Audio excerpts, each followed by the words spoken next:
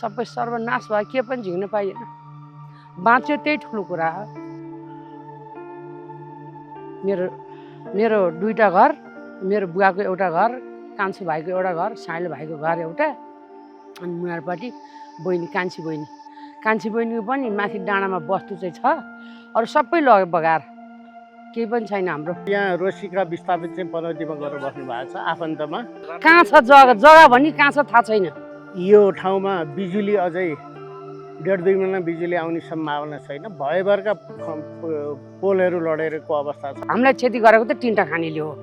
Driver आएर सबै भुइँ जम्मै पुर्योपछि अनिखेर सबै बगाएर लिएर गयो। पनौती नगरपालिकाभरिमा 20 जनाको मृत्यु भएको छ र मेरो वडामा, यो वडामा 3 जना मान्छेको मृत्यु भएको छ। यी मान्छेहरूलाई यहाँ बसोबास गराउने कि नगराउने र वैकल्पिक व्यवस्था के गर्ने, अब यो राज्यले एकदमै सोच्नुपर्ने अवस्था आएको छ।